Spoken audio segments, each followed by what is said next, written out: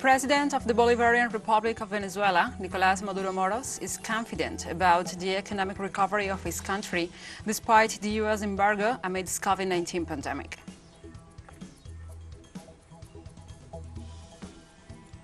Prompted by the emergence of Migrant, the Cuban pharmaceutical industry have made its anti-COVID-19 drugs available to all nations in the world.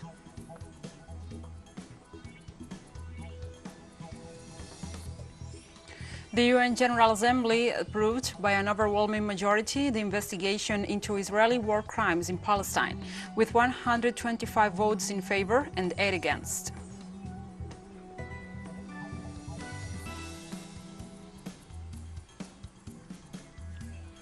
From the headquarters of TeleSUR English in Havana, Cuba, this is From the South.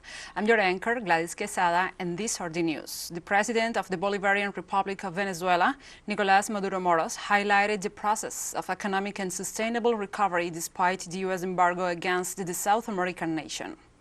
In an interview granted to the Arabic television channel Al Mayadeen, the president emphasized the favorable expectations for 2022 when a scenario of greater recovery and greater happiness for the Venezuelan people is foreseen. Maduro pointed out that the production of food, goods and services industry, trade and the domestic market has grown, which has had a great impact on economic activity. He also emphasized that the government's strategy goes beyond resistance and proposes to advance towards the consolidation of economic indicators based on the collective efforts and stimulus to all productive sectors.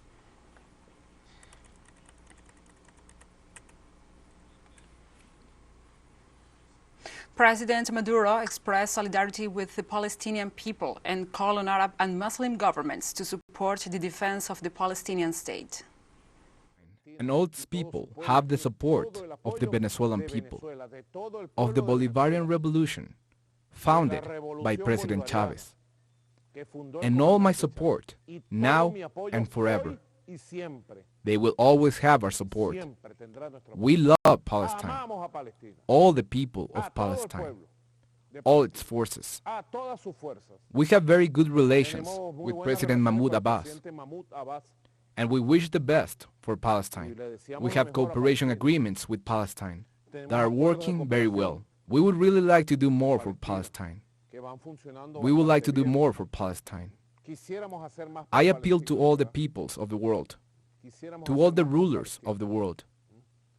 I call on the Arab leaders and the Muslim leaders not to abandon Palestine.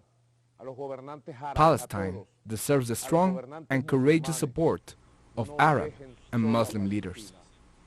President Maduro also underlined his confidence in the victory of the Syrian people, led by President Bashar al-Assad. That the Syrian Arab army, that the Syrian people, in perfect union, and President Bashar al-Assad, will make Syria flourish again. They are going to completely recover Syria, and the Arab world, and the rest of the world, will be amazed at how Syria will be reborn in the years to come. And we have information of interest from Honduras, as the plenary of the National Electoral Council confirms having counted 4,300 minutes pertaining to the election of deputies and mayors. The Information Center of the electoral body has data on the number of deputies by department that achieved 5 of the 14 political organizations participating in the November 28th general elections, in which Xiomara Castro from the Libertad y Refundación party was elected president. According to the recently published results, it is this political organization that obtained 50 deputies. With 6 legislators less, it is followed by the National Party with 44 seats and 22 for the Liberal Party. Likewise, the National Electoral Council informs that 157 out of the 281 complaints presented have been seen, and so far, none of them have been accepted. This review process will end today and could generate variations in the results of deputies and mayors.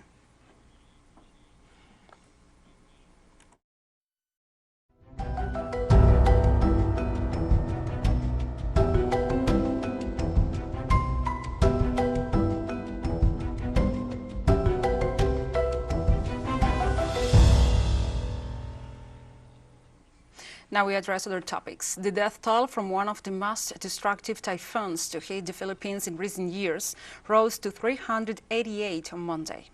According to civil defense authorities, the updated toll of the typhoon that hit the center and the south of the archipelago on December 16th and 17th increased to 388 dead, 60 missing, and hundreds injured. Currently, more than 300,000 people remain in evacuation camps and another 200,000 in shelters or homes of family and friends. Some survivors compare this storm to the super typhoon Haiyan that left over 7,000 people dead and missing in the central Philippines in 2013.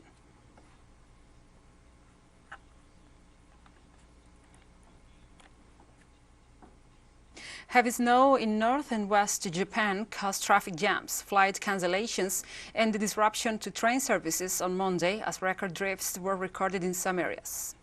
No injuries or deaths due to the freezing weather have been confirmed so far, according to the government spokesperson Hirokazu Matsuno, warning that more snow was forecast for Tuesday. National Route 8 in the Shiga region was closed due to the stranded vehicles. Media reports said a truck had slipped on the road and TV footage showed a long line of standing vehicles. A strong winter pressure pattern is causing heavy snow, mainly along the Sea of Japan from northern to western Japan, with some areas experiencing record snowfall. The amount of snowfall is expected to increase. Also, some 130 domestic flights have been cancelled because of the snow.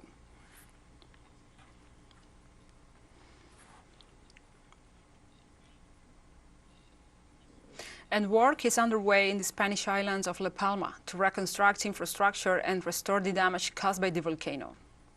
The eruption of the volcano on the Spanish islands of La Palma that destroyed hundreds of homes and large areas has officially ended, 3 months after it began. The announcement follows 10 days of low-level activity from the Cumbre Vieja volcano on the tiny island, part of the Canary Islands, and now the work of restoration begins. No injuries or deaths have been directly linked to the eruption, which began on September 19th and destroyed 1,345 homes, as well as schools, churches, health centers, and farm irrigation infrastructure. About 7,000 people have been evacuated from their homes, with many given just minutes to pack their belongings. The damage from the eruption could exceed 900 million euros, according to regional officials.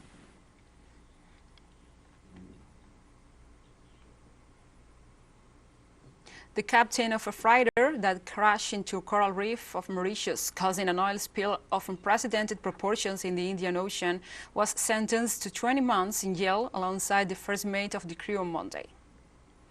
Both defendants pled guilty and apologized for the environmental disaster unleashed after the MV Waukesha, a Japanese-owned and Panamanian flag vessel traveling from Singapore to Brazil with almost 4,000 tons of fuel, oil and diesel, spilled over 1,000 tons of toxic fuel in clear waters of the south of Mauritius in July 2020, resulting in severe damage to mangroves, corals, and other ecosystems.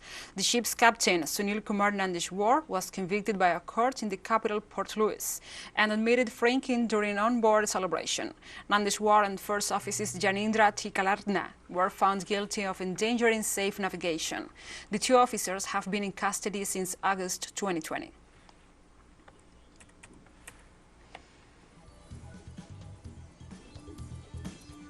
And we'll be right back after this very short break, so don't go away.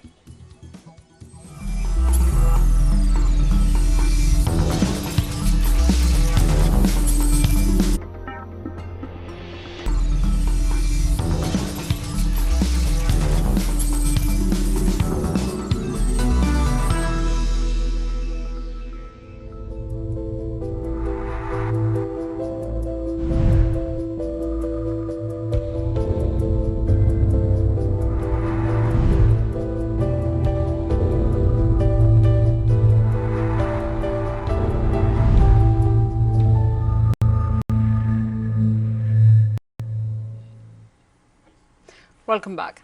Cuba offered its vaccines against COVID-19 to the world. Prompted by the emergence of Omicron, the Cuban pharmaceutical industry have made its drugs available to all nations of the world.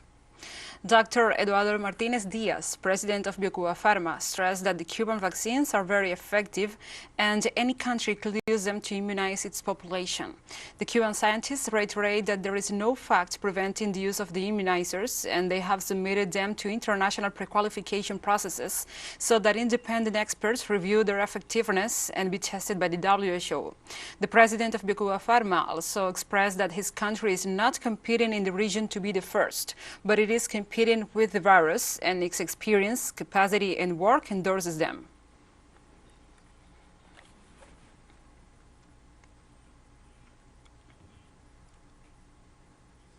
Miguel Díaz-Canel, president of Cuba, also expressed his support for the decision of the Cuban scientific community to accelerate booster vaccination against the risk of the Omicron variant of COVID-19. Through his Twitter account, the president stated that with the approval of our scientists, we have decided to accelerate the booster vaccination in the face of the threat posed by Omicron variant. More than 1 million Cubans have already received that other dose, and we will continue to move forward. 85.6% of our population is fully vaccinated. Cuba lives, expressed the mandatory.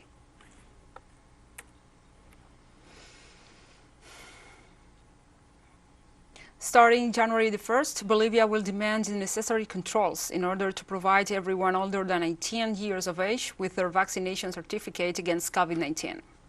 Bolivian authorities have also explained that in the frame of current legal norms, if a person decides to exercise the right to not be vaccinated, but decides to be attended for whatever reason in a private or public institution, they should then present their negative PCR test certificate 48 hours prior to the consult or activity they demand.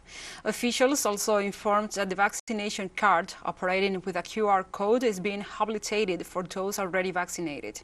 The nation's health minister, Jason Auza, explained that the law, to be put in motion from the very first day of 2022 onwards, aims at containing the pandemic in a more effective way.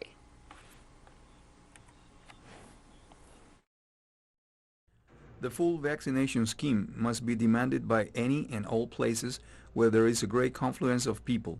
This is private financial entities, religious congregations, supermarkets, and other places of purchase, educational institutions, and entertainment facilities.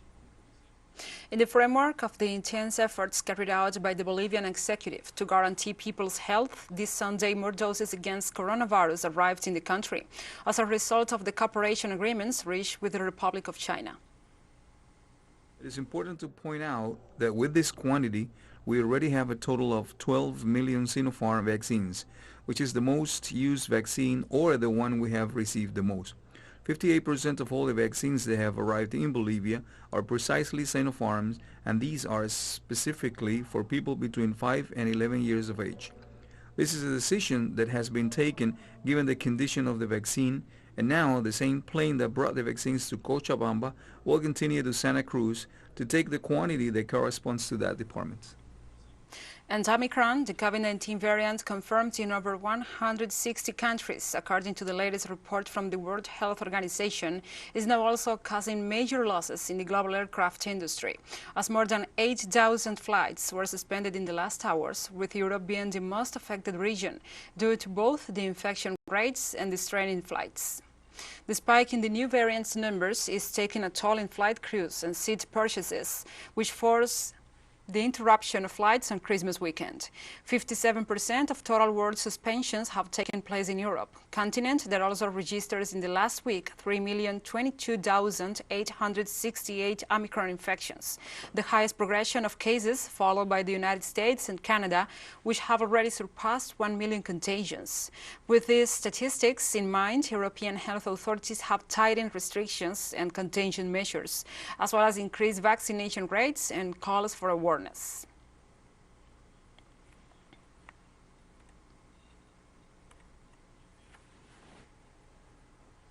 France and Germany analyzed on Monday new emergency options seeking to counteract the new burst of COVID-19 cases in Europe due to the high infection rate of the Omicron strain.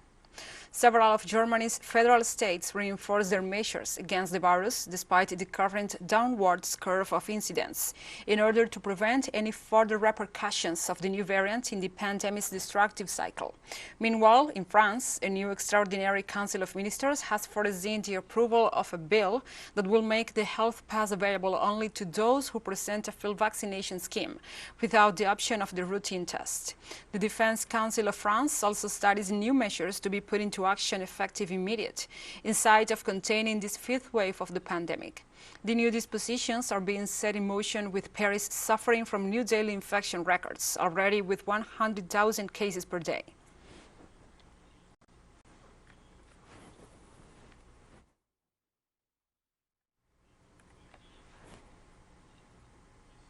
And the former president of Greece, Papoulias, died this Sunday at 92 years of age.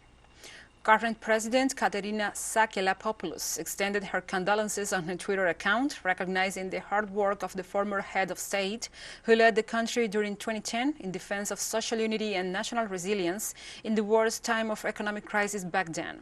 Papoulias was also known for his experience as a lawyer and is seen as one of the founders of the pan-Hellenic socialist movement in the Mediterranean country.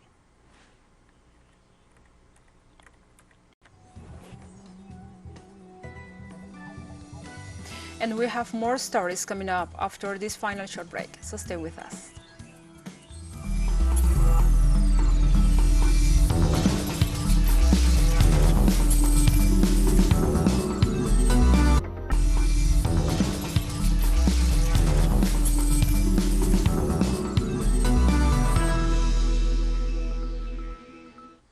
Welcome back.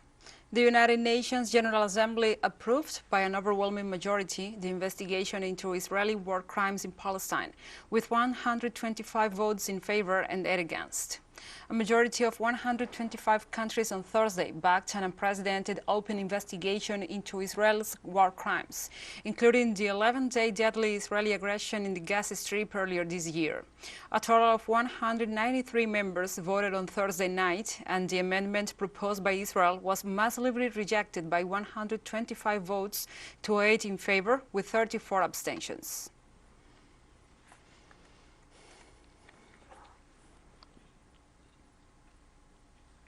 A dozen Palestinian groups are carrying out large-scale maneuvers in the Gaza Strip on Monday amid rising tensions and threats by Israel to launch a new aggression against the coastal enclave. The drill intends to increase the readiness for the forces for a possible attack by Tel Aviv, as the Joint Hall of the Palestinian resistance factions said in a statement. The drill began this Sunday in the coastal enclave, where more than 2 million people live, and will last several days. Several sources affirmed that the Palestinian militias could put an end to the truce due to the non-compliance of Tel Aviv with the agreements reached after the disproportionate attacks of the occupier, which generated dozens of deaths and material losses for more than $570 million. Given the situation, the United Nations General Assembly passed, with 125 in favor and only 8 against, an initiative to begin an investigation for war crimes against Israel.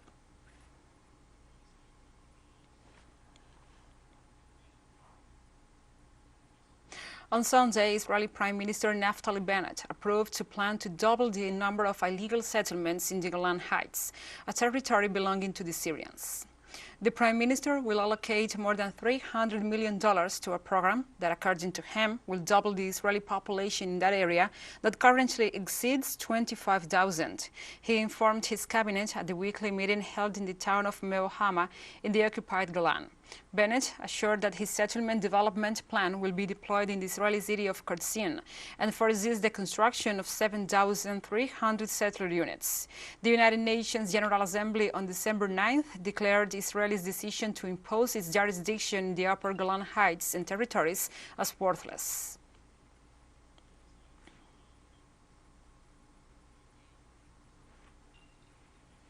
Libyan authorities reported that the lifeless bodies of 28 migrants were found last Saturday on the west coast of Libya after a boat capsized carrying people trying to cross the Mediterranean.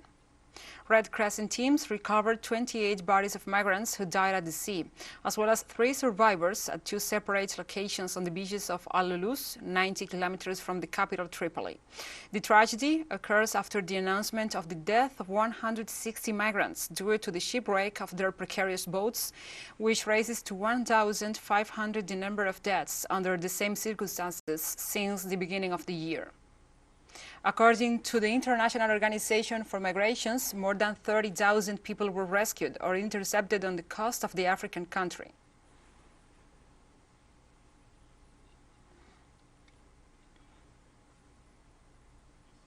The president of Somalia, Mohamed Abdullahi Mohamed, suspended Prime Minister Mohamed Hussein Roble from office on Monday until an ongoing investigation over a corruption case against the premier is concluded. Along with Roble, the chief of army Abid Hamid Mohamed Dirir was also temporarily suspended on similar circumstances.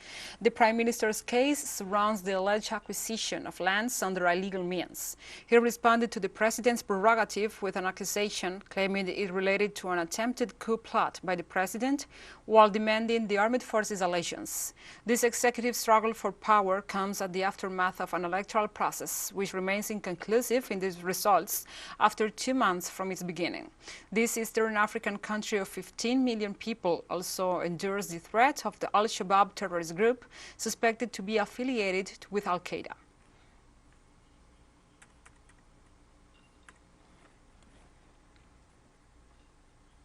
And people have gathered outside St. George's Cathedral in Cape Town to pay tribute to South Africa's anti-apartheid icon Archbishop Desmond Tutu. South Africa began a week of mourning events for anti-apartheid icon Archbishop Desmond Tutu, described as the country's moral compass. Tutu, who died on Sunday at the age of 90, had largely faded from public life in recent years, but was remembered for his easy humor and his fight against injustices of all colors. His funeral will be held on January 1st at Cape Town's St. George's Cathedral, his foundation said in a statement. South Africa's President Cyril Ramaphosa called him a man of extraordinary intellect, integrity, and invincibility against the forces of apartheid. Several European leaders joined the remembrance, describing him as an important figure in human rights.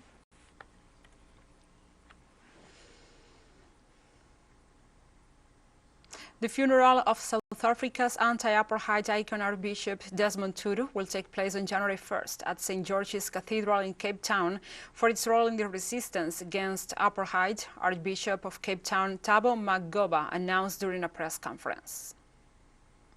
Discuss the funeral, which will take place here in the cathedral, which became called the People's Cathedral in the struggle years.